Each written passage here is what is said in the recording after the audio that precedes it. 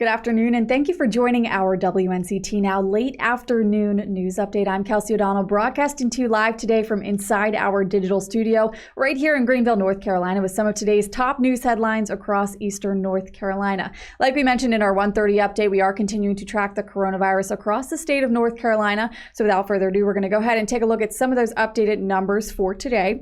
More than 5,500 cases are reported following a record-setting Wednesday case count. Right now, there are more than 416,000 cases, and over 2,400 people are currently in the hospital. 5,700 people in our state have succumbed to the virus.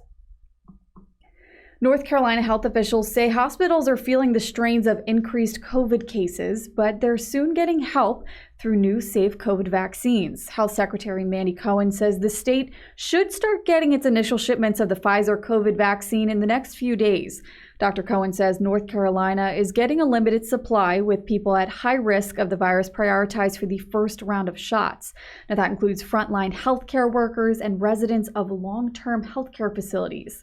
She also wants people to know that the vaccine is safe. More than 70,000 people participated in clinical trials for both the Pfizer and Moderna vaccines to see if they were safe and effective. And preliminary data shows that they are nearly 95% effective in preventing COVID-19 with minimal safety concerns. There is no COVID-19 virus in the actual vaccine themselves. Dr. Cohen says the vaccine will be free to everyone, whether or not they have insurance coverage. Meanwhile, a new poll from Elon University finds many North Carolinians are wary about taking the COVID-19 vaccine. The survey suggests about 40% of people across the state would take a vaccine provided by the FDA. A nearly equal number says it depends, with the remaining 20% saying they would not take the COVID shots. Concerns including the speed of the vaccine development, a lack of trust in the FDA, and potential side effects. Responders also say the vaccine would infringe on individual rights, the same way as government mask mandates and lockdowns. When WNCT Now updates return, we'll take a look at our local crime tracker and a remarkable woman. Stay with us. And we're up. Good afternoon, everyone. Good evening. You're watching Live coverage of a news conference. Live to breaking news. We're live outside Joins us live in Kinston, in Jacksonville, in New Bern, now in Greenville. Dangerous conditions. We don't dare drop our guard. Rip currents can be really hard to spot. The Washington waterfront. Chair pieces and cable lines. Walking you through the story. Working day in and day out. this election. Unprecedented. I did speak to the Board of Elections Director. We are there with you. We're on your side. 9 on your side. Weekdays. We say you can get 9 on your side news anywhere. We mean, well, anywhere. At work, over coffee, from the kitchen, the plane, outdoors, customized alerts. Everything you want in one place. Breaking news. We get it to you wherever you are. Out on the water, on a date, even at the North Pole. Ho, ho, ho. WNCT 9 on your side. News on the go. Anywhere, anytime. Finally, game day. From high school to college athletics. I'm Brian Bailey. Kelsey O'Donnell. Nolan Knight. From the ice. Home opener football team. Hockey's back. Basketball season. Friday night matchup. Part of Pirate history. Not on your side, sports. The whole idea is to have a lot of fun.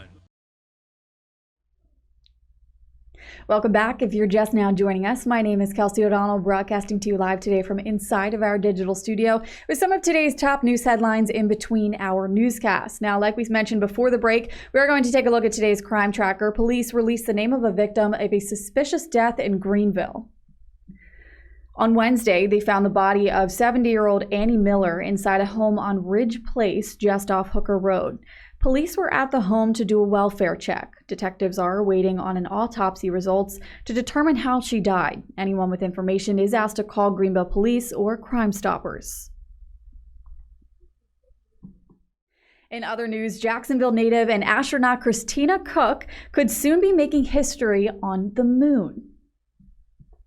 More than 50 years after the first person landed on the moon, NASA is planning to send a woman to explore the lunar surface. Cook is one of 18 U.S. astronauts announced by NASA Wednesday who will train for the Artemis missions, which aim to get humans back on the moon by 2024.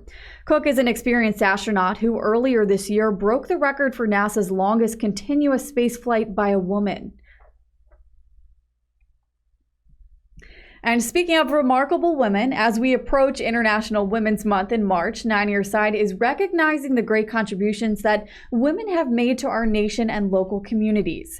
You can nominate a remarkable woman in your life by visiting WNCT.com and clicking on the Remarkable Woman contest page. In March, we'll highlight 4 local women who will be considered for Next Star's nationwide 2021 Woman of the Year Award.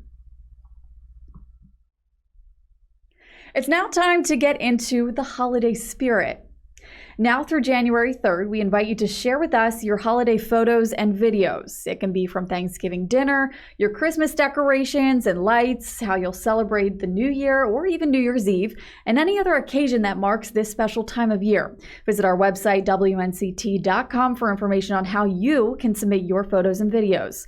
We'll share them on Facebook, Twitter, and Instagram pages, and you may even see them on TV. That will do it for our WNCT Now late afternoon news update. Be sure to stick around for our newscast coming up tonight at 5 and 6. Thanks for watching.